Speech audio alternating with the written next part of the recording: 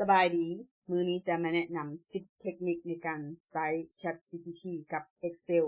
เป็น10เทคนิคที่จะเฮ็ดให้การเฮ็ดเวียกใน Excel ของเจ้าน่ะง่ายขึ้นและเป็นมืออาชีพหลายขึ้นจากที่เมื่อก่อนคิดว่าหลายคนน่าจะเป็นคือกันคือเวลาเราใช้ Excel มันจะเกิดมีปัญหาบ่ว่าจะเป็นสูตร Error หรืออื่นๆวิธีแก้ไขก็คือเข้าไปเสาะหาข้อมูลใน Google ไปเบิ่งช่อง YouTube ว่าเขาเจ้าแก้ไขปัญหากันแบบใดและเฮ็ดตามเขาเจ้าแม่นบ่แต่ถ้าเราใช้เป็น ChatGPT เราจะบ่จำเป็นต้องไปเสาะหาข้อมูลแบบนั้นเลยเกิดปัญหาหยังขึ้นพิมพ์ถามมันเลยแล้วมันก็จะบอกว่าเกิดหยังขึ้นพร้อมแก้ไขให้เราอย่างเช่นเขียนสูตรไปแล้วแต่ว่าสูตรมันเกิดเป็น Error ภาษาอังกฤษมันเกิดหยังขึ้นเราถามมันก็จะบอกว่าเกิดหยังขึ้นและแก้ไขให้เราพร้อมอันนี้เป็นเทคนิคทำอิฐแต่ยังรู้สึกว่าช่วยเวียกได้หลายแม่นบ่แต่มื้อนี้ข้อยจะมาแนะนำเป็น10เทคนิคพุ่นแฮ่งจะช่วยให้เวียกใน Excel ของเจ้าง่ายขึ้นเป็นมืออาชีพหลายขึ้นไปอีกแต่ก่อนที่จะไปเข้าเนื้อในขอกำลังใจเป็นคนละ1ไลค์แชร์หรือคอมเมนต์ก็ดีเพื่อเป็นกำลังใจในการสร้างคลิปดีๆแนวนี้อีกและถ้าใครที่ให้กำลังใจกันแล้วก็มาเริ่มกันเลยในคลิปที่แล้วข้อยได้สอนวิธีการติดตั้ง ChatGPT ใน Excel ไปแล้วแม่นบ่พร้อมกับได้แนะนำไปอีกว่าสำหรับตัวนี้แม่นใช้ฟรีสามารถถามได้10คำถามจากนั้นก็ดีเลย์ไป4ชั่วโมงถึงสามารถกลับมาถามได้อีกข้อยบ่แน่ใจว่า4ชั่วโมงแท้หรือว่าไวกว่าหรือว่าช้ากว่านั้นเนาะก็สามารถไปลองใช้งานได้เบิ่งเนื่องจากว่าข้อยบ่ค่อยมีเหตุผลได้ใช้งานหั้นน่ะก็เลยบ่ทันแบบจับเวลาแล้วมานั่งเปิดใช้งานก็ลองใช้งานเบิ่งเนาะในที่นี้มี10เทคนิคจะเห็นว่าพอดีกับที่มันให้ถาม10ตัวเลยแม่นบ่แต่เวลาที่ถามบางเทื่อมันอาจจะเฮ็ดเวียกบ่ตรงตามความต้องการของเราต้องได้มีการถามคืนอีกรอบหนึ่งอาจจะเฮ็ดให้บ่สามารถใช้10เทคนิคนี้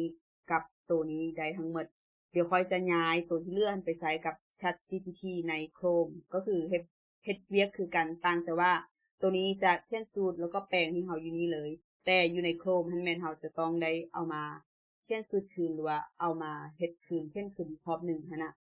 ก็ถือว่าเป็นการแนะนำทั้ง2รูปแบบให้เลยเนาะ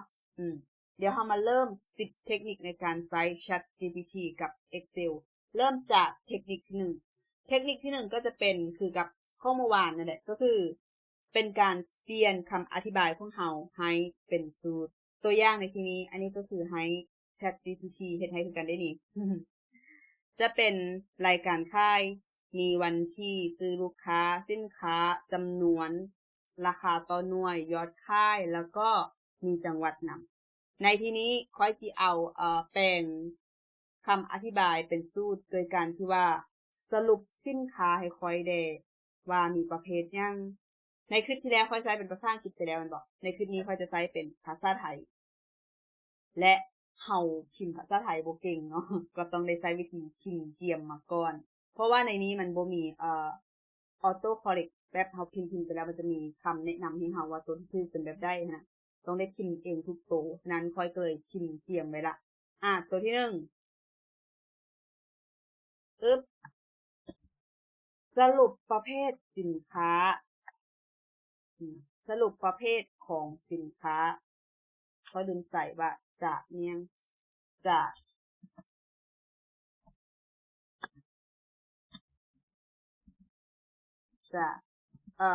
คอลัมน์ภาษาไทยเขียนบ่เป็นใช้เป็นภาษา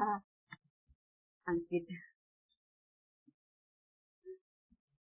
เป็นอีหยังที่สิ้นหวังขนาดข้อยจะเขียนจั่งซี้สรุปประเภทสินค้า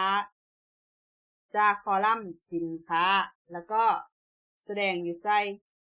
แสดงอยู่คอลัมน์ J จ้ะ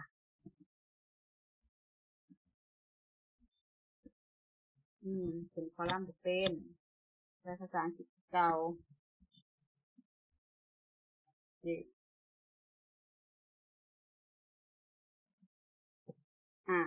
แสดงที่คอลัมน์ J เนาะจากนั้นก็ Enter รอท้าเบิ่งการประมวลผลตัวนี้แม่นเทคนิคที่1คือเปลี่ยนคำอธิบายเป็นสูตร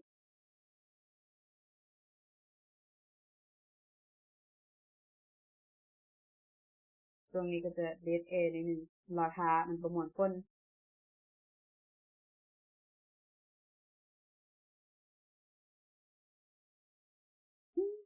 โอเคได้ละเพิ่นบอกว่าได้เดี๋ยวเพิ่นสิ insert unicore formula ไปที่ J2 เด list เพิ่น list มาให้แล้วว่าประเภทสินค้าจะเห็นบ่มันแสดงออกมานี่อันนี้คือข้อแตกต่างไซส์ ChatGPT ใน Excel กับ ChatGPT ใน Chrome ถ้าใน Chrome มันจะแนะนำเมื่อกี้แล้วเราก็ต้องมานั่งเฮ็ดอีกรอบนึงแต่อันนี้เราให้ ChatGPT เฮ็ดให้เลยเด้แล้วมันก็อธิบายมาให้แบบนี้สามารถอ่านได้แต่ค่อยสิบ่อ่าน อันนี้ประเภทสินค้าสรุปรวมๆเลยจะมีเป็นไม้บรรทัดมีบิ๊กมีปึ้มมียางลบแล้วก็มีซออันนี้คือประเภทสินค้าทั้งหมดทั้งมวลที่อยู่ในนี้แล้วสูตรที่มันใช้ก็คือสูตรตัวนี้โอ้ยนี่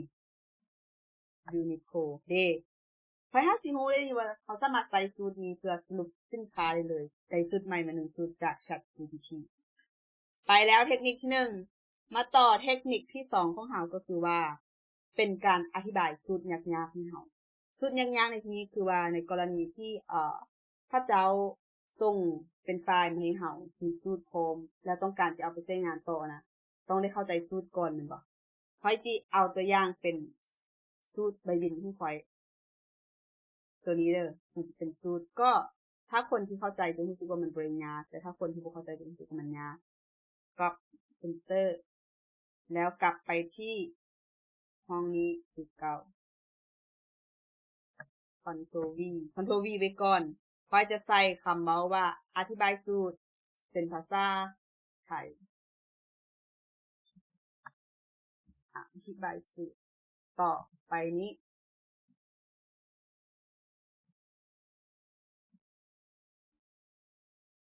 เขาจะบอกว่าอธิบายสูตรต่อไปนี้แล้วก็วางสูตรลงไปจากนั้นก็ enter หรือจะใส่ว่าอธิบายการทำงานก็ได้แล้วแต่เขาจะใส่รอท้ามันประมวลผลคอยท่ามไปแล้วซ่องคำท่ามมันมาละเดสูตรนี้เฮ็ดเวียกแบบได้อธิบายเทื่อละส่วน1 VLOOKUP ตัวนี้ซอก5ค่าที่อยู่ในเซลล์46ค้น5เขาซูมนิดนึงฉันจะอธิบายส่วนนี้ก่อนฉันบอกว่าซอก5ค่าอยู่ในเซลล์46ซอก5คอลัมน์ทำอิฐของส่วง B35 B13 ในซีทรายการสินค้าเด็กมันจะอธิบายมันเฮาละเอียดเลยว่าถ้าเห็น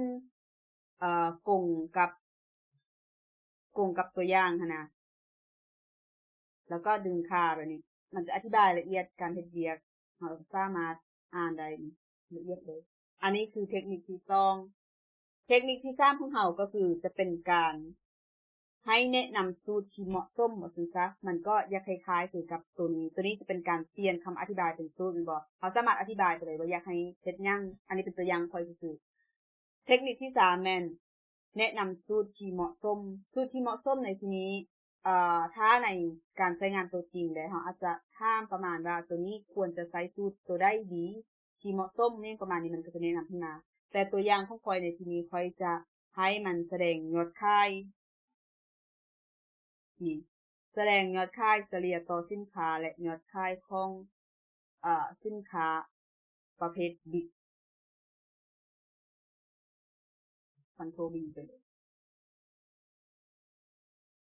เขียนใส่ทางหน้าพร้อมว่าแนะนำสูตร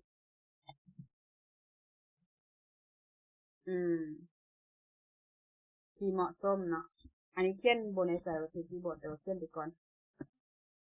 เหมาะสมกับแนะนำสูตรที่เหมาะสมกับการแสดงยอดขายเฉลี่ยต่อสินค้าและ5ยอดขายรวมของสินค้าประเภทบิ๊กและก็จะต่อท้ายด้วยคำที่บอกว่าแสดงพอเขาอยากให้มันเขียนเลยเด้ถ้าเขาบ่ได้เขียนว่าให้มันแสดงอยู่ช่องใดมันก็สิขึ้นเป็นลิสต์ให้เฮาอ่านและให้เฮามาพิมพ์ขึ้นพร้อมนี้เขาจะเขียนซะว่าแสดงที่บ่ฮู้คำว่าคอลัมน์ภาษาอังกฤษภาษาไทยใส่ภาษาคอลัมน์ที่ enter รอท้า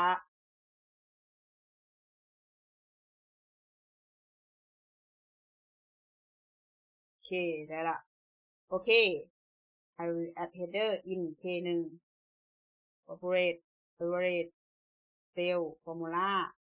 แล้วก็ add total sale ปากกาอยู่ที่โล8เด้เรียบร้อยแต่ตัวปากกานี่ error เด้มันมีความ error ยอดค่ายเราท้ามันบนทนก่อนว่ามันแล้วหรือบ่ถ้ามันบ่แล้วเดี๋ยวเฮาสิเอาตัวนี้เป็นตัวอย่างตัวต่อไปเลยในนี้เราจะเห็นว่ามันต่อจากตัวนี้เลยคือเฉลี่ยยอดค่ายแต่ละตัวประเภทเป็นบรรทัดบิ๊กปึ้มยางลบแล้วก็ดินซอตัวนี้ก็จะเป็นอีหยังที่ค่อยถามไปลืมยอดค่ายรวมของสินค้าประเภทบิ๊กอันนี้จะเป็นยอดค่ายรวมของประเภทสินค้าที่เป็นบิ๊กซึ่งในที่นี้ยอดค่ารวมของบิ๊กนั้น 1,281 ส่วนที่เหลือจะเป็นเฉลี่ยต่อสินค้าเห็นว่ามันเขียนสูตรให้สูตรเพิ่งยากแค่นี้นี่จริงบ่เฮ็ดให้การเฮ็ดเวียกของเฮาง่ายยิ่งขึ้นต่อมาเทคนิคที่4คือเทคนิคนี้จะเป็นการเขียนสูตรที่ซับซ้อนขึ้นเวลาเฮาใส่เวียกเฮาก็สามารถอธิบายยาวๆได้ว่าอยากให้ใส่เวียกหยังแดค่อยจะให้มันเขียนสูตร5ยอดค่ายแล้วก็ลงลึกไปอีกว่าจากเดือนได้เด้เขียนสูตรอยากได้สูตร5ยอดค่ายรวมเฉพาะเดือน1จากคอลัมน์บัญชีและยอดค่ายนั่นหมายความว่าจากคอลัมน์ตัวนี้ให้เบิ่งคอลัมน์บัญชีกับคอลัมน์ยอดค่ายแล้ว5มาให้ข้อยก็ Ctrl V ตัวนี้ไปเราจะเขียนใส่ว่า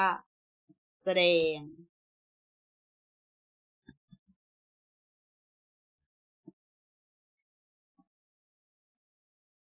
คอลัมน์นี้ใส่ไปหมดแล้วคอลัมน์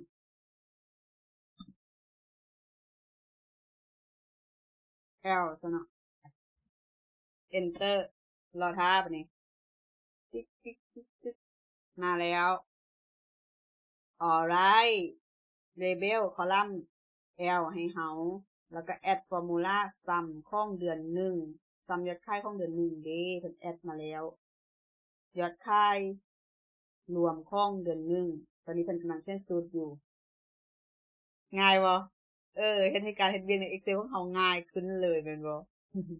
คิดว่าหลายคนที่เบิ่งคลิปนี้แล้วน่าจะย้านสิบ่ได้เข้ามาเบิ่งคลิปช่องข้อยอยู่นี่ มีปัญหาหยังก็ถามมันอย่างเดียวเลยแต่ก็ถ้าเฮาใช้ ChatGPT มันต้องเกิดจากสิ่งที่เฮาอยากรู้แม่นบ่แต่เวลามาเบิ่งคลิป YouTube แม่นเบิ่งเอาไอเดียใหม่ๆที่เฮายังบ่รู้เทื่อนะยังบ่รู้ทางตัวอัน ChatGPT เทื่ออันนี้มันซ้ำออกมาแล้วเพิ่มสูตรสรุปยอดขายเดือนมกราให้แล้วอยู่ที่ L1 ตั้งชื่อว่ายอดขายเดือนมกรา L2 ใส่สูตร sum product เพื่อนับเฉพาะวันที่ในเดือนเด้อันนี้จะมีเดือน1เดือน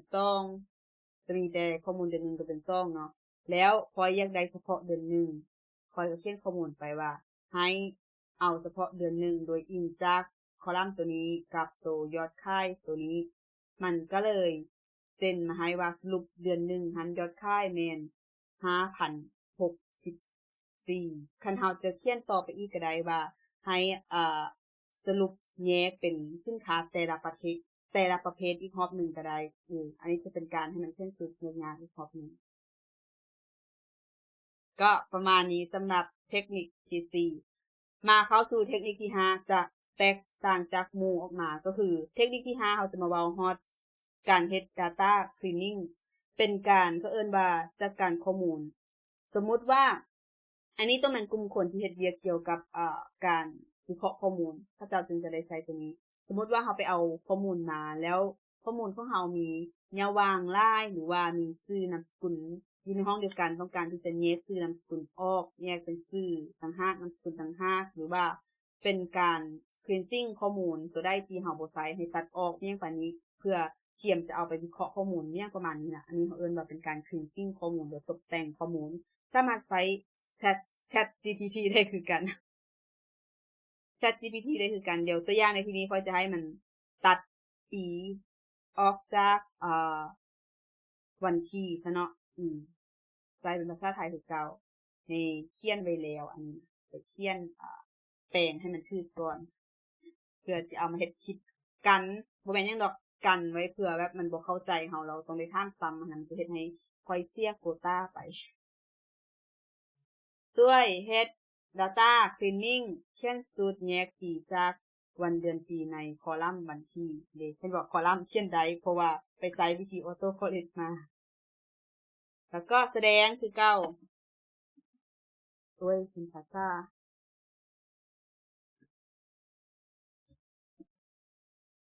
แสดงที่ copy คอลัมน์เป็นคำว่าคอลัมน์เป็น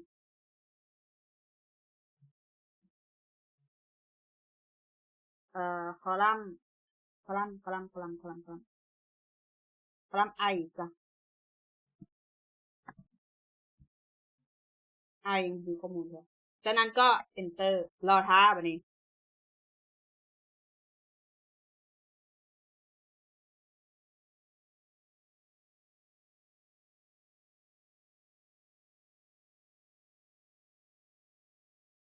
สังเกตช่องนี้มันสิตัดเอาเฉพาะปีออกหมายความว่าในช่องนี้จะเหลือแต่วันที่กับเดือน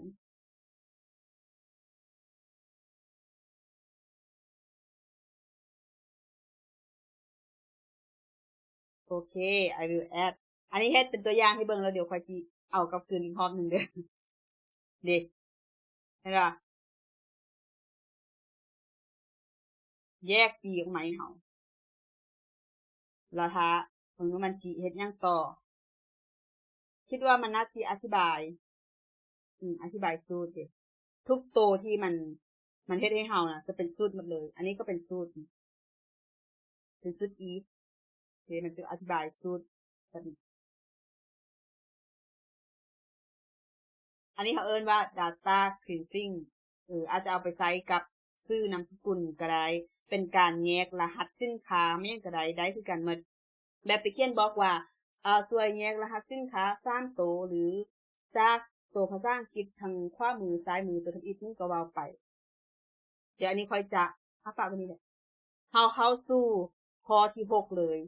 ข้อนี้ยังอยู่ในหมวดของการวิเคราะห์ข้อมูลอยู่คือค่อยจะให้มันสร้าง pivot table ขึ้นมาวิเคราะห์ข้อมูลเช่นวิเคราะห์ยอดขายต่อจังหวัดแล้วก็อยากให้เบิ่งว่าจังหวัดใดได้ขายดีที่สุดอีหยังประมาณนี้นะคันว่าไผอยากเพิ่มเป็นสร้างกราฟเข้าไปนำก็ได้แต่อันนี้ข้อยจะบ่ได้สร้างเพราะว่าเขียนไว้แต่ส่ำนี้ Control V เด้ข้อยบอกว่าสร้าง pivot table และวิเคราะห์ข้อมูลมีข้อมูลยอดขายต่อจังหวัดอยากเบิ่งจังหวัดที่ขายดีที่สุดในนี้ถ้าเป็นประเภท pivot table น่ะมันจะสร้างซีทใหม่ให้แบบอัตโนมัติเฮาบ่ต้องบอกก็ได้ค่อยจะ enter ไปเลยขอท้าบัดนี้ได้แล้ว Alright I will create pivot table that sum cell ยอดขาย by province จังหวัด on a new sheet name pivot province เห็นบ่มันจะสร้างซีทใหม่ขึ้นมาให้เฮาแล้วถ้ามัน generate ดีมาแล้วซีทใหม่ pivot province ตะกี้บ่มีแล้วมีแต่ซีทเดียวเพิ่มเข้ามากดเข้าไปเบิ่งนี่มันสร้างมาให้แล้วเห็นบ่ง่ายบ่สรุปพร้อมว่าแต่ละอ่าแต่ละจังหวัดมียอดขายเท่าใด แล้วรวมทั้งหมดทั้งยอดขายเขาได้ซึ่งในนี้ถ้าว่าจิมาซอก5ตัวยอดขายล่าสุดเขาก็สามารถเบิ่งได้เลยว่าตัวได้ในนี้ก็คือชลบุรี 2,000 ปลายเป็นจังได๋ง่ายวะเป็นอีหยังที่ย้านอันตกเวียกอยู่เพราะมันเฮ็ดได้หมดเลยตัวที่7ข้ามจากการวิเคราะห์ข้อมูลเป็นการเขียนโคดเราจะมาเขียนโคด VBA โดยที่ว่าค่อยจะให้มันเขียนโคดแบบง่ายๆคือเป็นการสรุปยอดขายแบบอัตโนมัติเขียนไว้หมดแล้วเยี่ยมไว้หมดแล้วเขาบอกว่าเขียน VBA ให้สรุปยอดขายอัตโนมัติแบบนี้คันว่าเขาเขียนแต่ว่าสรุปยอดขายอัตโนมัติมันก็จะไปเช่นไปสูตรให้เฮานะเราค่อยจะเห็นความแตกต่างซื่อๆอยากให้เห็นว่าเขียน VBA เฮ็ดได้คือกันค่อยก็ enter ไปเลยรอท้าบัดนี้ตึ๊ดๆๆๆจนด้านล่างนี้คือตัวอย่าง VBA ใช่ป่ะมันเขียนให้เฮาเลย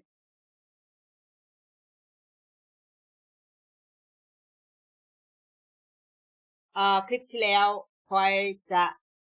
ให้มันเขียนโค้ดอันนี้ให้นี่ล่ะแต่ว่า maximum ก่อนคือมันเต็มมันลิมิตก่อนท่ามบ่ได้ได้ท่ามอยู่ใน Google Chrome ให้แม่นบ่มารอบนี้ใช้อยู่ใน ChatGPT Excel ให้เบิ่งแล้วจะเห็นว่าคือกับอยู่ใน Google Chrome เลยมันจะเขียนโคดมาให้แบบนี้พร้อมกับแนะนำว่า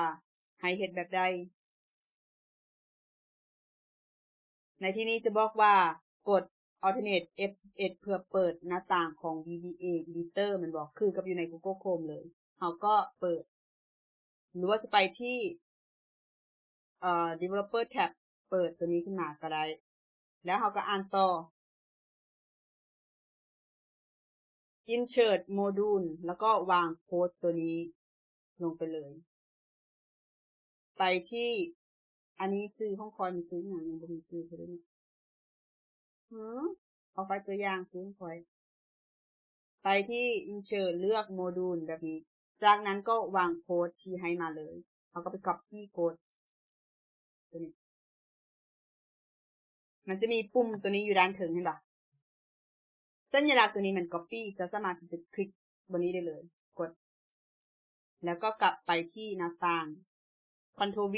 Paste โค้ดก็จะมาแบบนี้ตัวเป็นไม้ห้ามบ่ต้องตกใจคือข้องบางคนอาจจะเป็นข้องบางคนอาจจะเป็นข้องภาษาไทยมันขึ้นกับการเลือกวิธีการอ่านภาษานะค่อยเคยเลือกเป็นอ่านภาษาลาวแล้วมันก็อ่านบ่ได้ดอกมันก็เป็นโตมันยากคือกันแล้วค่อยบ่ได้เปลี่ยนคืนมันอ่านภาษาไทยมันก็เลยเป็นแบบนี้ซื่อกลับไปอ่านตัวคำแนะนำคืนอันนี้มันขึ้นมาก็ต้องเฮ็ดเว้นถึงจะ5แต่บ่อยากกดยานมันเป็นคำถามสุดใหม่เพิ่นบอกว่าหลังจากวางไปแล้วก็กด F5 หรือกลับไปที่ Excel แล้วก็รันคันเฮากลับมาที่ Excel รันนะรันตัวมาโครตัวนี้ Summarize Cell by Province บนนี้ Sheet Summarize จะปรากฏและอัปเดตยอดขายตามจังหวัดและแกน Total ให้อัตโนมัติความหมายก็คือว่าภายหลังจากที่เรารันโปรแกรมนี้นะมันจะสร้างฟีดสรุปยอดขายให้อัตโนมัติการกด F5 ก็คือกับการกดปุ่มตัวนี้คือกันเห็นว่ามันจะขึ้นตัวหนังสือน้อยๆด้านลุ่มว่า F5 ทางท้ายวงเล็บ F5 แบบนี้ก็ได้คือกันหรือตัวที่มันบอกว่ามารันอยู่ใน Excel ก็คือเราต้องไปที่มาโครวันนี้มาที่มาโครตัวนี้คลิกเข้าไปเด้คือที่มันบอกคือ summarize by province มันบอกเฮากดรันอันนี้ก็ได้คือกันคือวิธีที่มันบอกมาค่อยจะใช้วิธีกดรันอยู่บนนี้เลยแล้วมันจะสร้างฟีดใหม่ขึ้นมามันบอกอยู่ในนี้เฮากดไปรอท่ามันขึ้นไม้ท่ามาไม้ท่าในที่นี้อาจจะเป็นข้อความเพราะคิดว่าน่าจะเป็นข้อความแบบสำเร็จแล้วหลายกว่ามันบ่อ่านเป็นภาษาไทยห้องคอยดอกมันบ่อ่านนะคื คืออธิบายไปทีนี้เบิ่งจากสัญลักษณ์สัญลักษณ์แบบนี้แม่นเรื่องดีถ้าเป็นไม้คูณน่าจะเรื่องบนดีอ่านอยู่ในนี้ก็ได้นี่ nested box มันหยังอันเนี้ยยังดิเว้าไทยอีกมันก็จะสร้างมาแล้วก็บอกว่าจะละคะแนนหันเท่าใดแกนตัวโทษเท่าใดคือกับตัวอันเดียวกันเป๊ะพอค่อยใส่ใช้คำเดียวกันใช้ประโยคเดียวกันต่างแต่วิธีซื่อๆอันนี้คือตัวที่7แม่นบ่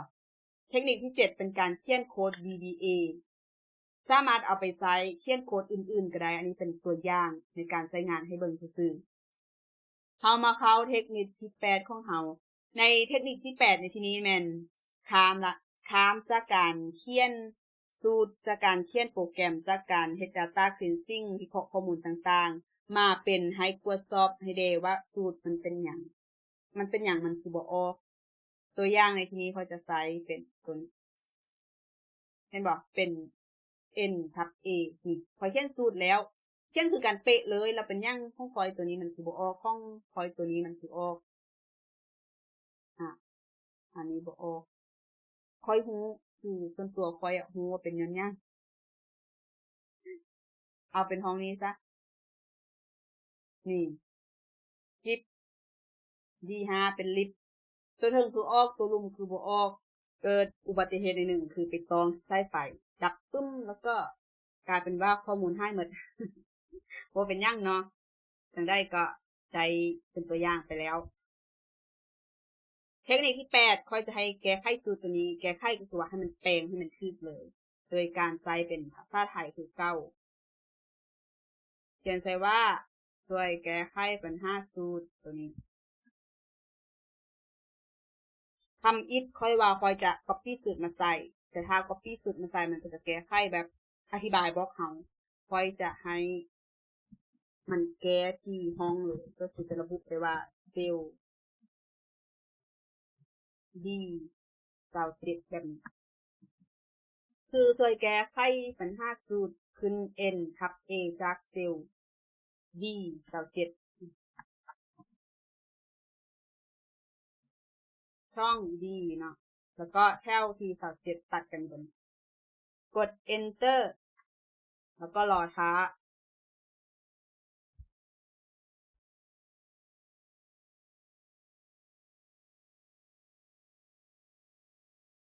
โอเคกำลังอัปเดตสูตรอยู่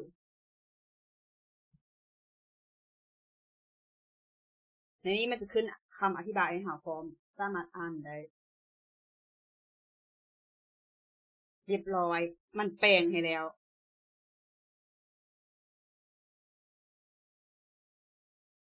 แต่คอยรู้สึกว่ามันไปดึงซีดผิดตอนนี้มันดึงซีดผิดรอทางว่ามันจะแปลงได้บ่ซีดตัวนี้ต้องเป็นรายการสินค้าภาษาลาวแต่มันไปใส่อยู่ในสูตรว่ารายการแล้วก็คำว่าสินค้าภาษาไทยมันจะ254อยู่เห็นแปลงโดนเติบด้วยเนาะเดแปลงเฮียบฮอยเห็นบ่กลับมาแสดงเป็นคำว่าคิดไม่ค่อยแล้วมันแต่งสูตรให้เฮียบฮอยเป็นอีหยังที่ง่ายหลายสวยเวียกได้หลายอีกและทุกเทื่อหลังจากมันเฮ็ดเวียกอีหยังก็ตามที่เฮาบอกมันก็จะอธิบายใส่วิธีการเฮ็ดเวียกไว้ดังนี้มาเบิ่งสูตรของเฮากลับมาแล้วมันบอกว่าเป็นกิจแล้วถ้าค่อยเปลี่ยนหมวดสินค้าเป็น D5 มันก็บอกว่าเป็นลิปถ้าเป็น11เดมันก็บอกว่าเป็นท็อปโก้ราคาก็เปลี่ยนโฟมอันนี้เป็น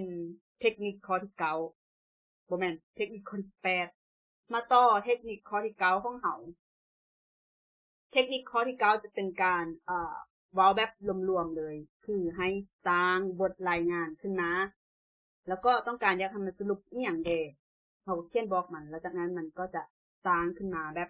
ลิสต์มาว่าจะเฮ็ดแบบนี้เฮารู้สึกพอใจแล้วบ่ถ้ารู้สึกพอใจก็บอกให้มันสร้างรายงานตามนี้เลยหรือถ้ายังรู้สึกว่ายังอยากได้เพิ่มก็สามารถเขียนเพิ่มเพื่อให้ChatGPT เพิ่มตัวนั้นเข้าไปแล้วก็สร้างเป็นบทรายงานตามความต้องการของเฮาในนี้ค่อยจะเขียนใส่ว่าเทคนิคที่เก่าลืมคืนอีกรอบหนึ่งก็คือเป็นการสร้างบทสรุปแบบอัตโนมัติค่อยจะเขียนใส่ว่าสรุปยอดขายรายเดือนอันดับลูกค้าเทียบยอดตามเขตแล้วก็กด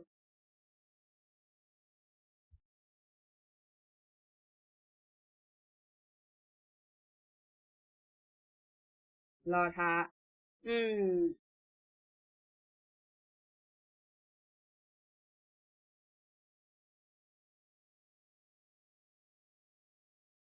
เดี๋ยวเพิ่นก็สิบอกมาแบบนี้สิ่งที่สามารถจัดให้ได้อันมีตัวเลือกตามนี้อันนี้มันดีขึ้นนะอย่างที่จะมีของเลยคือ1สรุปยอดขายรายเดือนเนาะแล้วก็แบบว่ามา2มันอันดับลูกค้าจัดอันดับแล้วก็มาเรื่อยๆอันที่3แม่นเทียบยอดขายของแต่ละเขตแต่ละจังหวัดแล้วก็บาแล้วเพิ่นก็บอกว่าเพิ่นจะสร้างเป็น pivot table แล้วก็ใส่กราฟให้อัตโนมัติในซีทใหม่ทุกเทื่อที่เอาเข้า pivot มันจะสร้างซีทใหม่ให้เฮาเวลาเฮาสร้าง pivot เองมันก็สร้างซีทใหม่คือกันบัดนี้มาแนะนำขั้นตอนให้ลงมือเฮ็ดจะให้สร้างหรือว่าจะให้แนะนำขั้นตอนแต่เพิ่นก็บอกว่าต้องการให้ดำเนินการแบบใดจะให้มันสร้างเลยบ่หรือว่าแนะนำขั้นตอนแล้วเฮาเฮ็ดเองในที่นี้เขาจะให้สร้างเลยคือ copy เลยสร้าง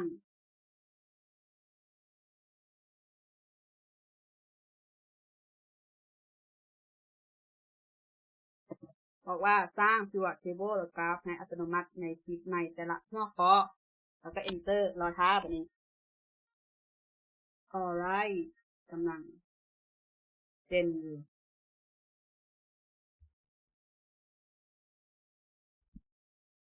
มาแล้วเดือนอันนี้เป็นการสร้างคอลัมน์เดือน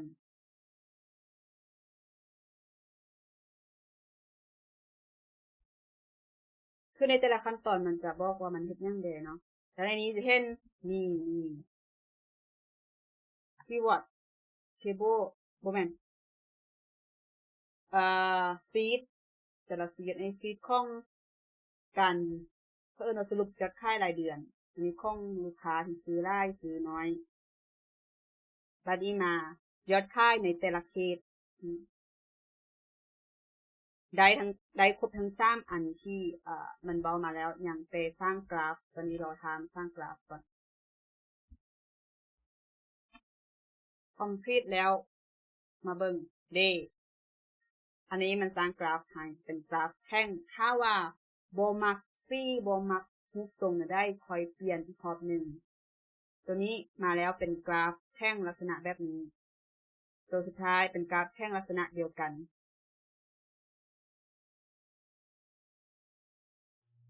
คราวนี้เขาก็จะเฮ็ดให้เวียกแล้วภายในก็หลายนาทีอยู่เด้ มันใช้เวลา7หลายนาทีอยู่แต่ว่าอันนี้ค่อยโดดจำไทม์ให้มันดนนะก็เลยจำไทม์ไปเป็นสำเร็จเลย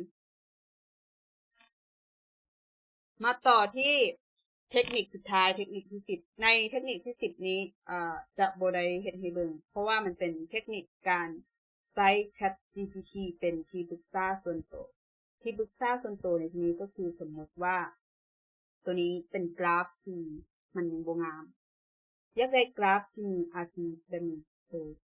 ปกติทั่วไปบ่แม่นปกติทั่วไปเมื่อก่อนสิ่งที่เราเฮ็ดคือเข้าไป Google เข้าไปYouTube ไปเสาะหาว่ากราฟที่มันงามเป็นมืออาชีพเป็นแบบใดแต่ในที่นี้เราสามารถใช้ ChatGPT เป็นที่ปรึกษาได้แชทถามมันก็ได้ว่าถ้าอยากได้กราฟของยอดขายแบบนี้ให้มันเป็นมืออาชีพนั้นอันนี้ให้สร้างให้ได้ก็จะสร้างให้เราหรือจะเป็นการจัดรูปแบบข้อมูลของเราที่ให้มาแล้วมันบ่เป็นมืออาชีพหรือมันยังบ่เรียบร้อยหรือมันยังบ่งามก็สามารถให้ ChatGPT อ่าแปลงให้ก็ได้คือกันและอื่นๆที่เป็นประมาณว่าบ่แม่นปัญหาแต่อยากได้คำปรึกษากลับไปที่การเลือกกราฟการนำใช้กราฟน่ะบ่แม่นปัญหาเลยนำใช้ได้แต่ว่าบ่ฮู้ว่าจะนำใช้ตัวใดดีเพื่อความสวยงามเพื่อความเหมาะสมเพื่อความเป็นมืออาชีพนะก็สามารถที่จะใช้เป็นที่ปรึกษาได้ อันนี้คือเทคนิคที่10และนี่ก็คือ10เทคนิคในการนำใช้ ChatGPT กับ Excel ถ้าใครที่รู้สึกว่าคลิปนี้ดีประโยชน์อย่าลืมกดไลค์แชร์หรือคอมเมนต์มาบอกกันแด่ก่อนจากกันใครที่ยังบ่ได้กดติดตามอย่าลืมเข้าไปกดติดตามกดกระดิ่งแจ้งเตือนไว้ค่อยยังมีคลิปดีๆความรู้ใหม่ๆจะแจ้งเตือนและอย่าลืมคิด5 Excel กับ Word ให้คิด5 Excel พอปันสำหรับคลิปนี้ขอจบเพียงเท่านี้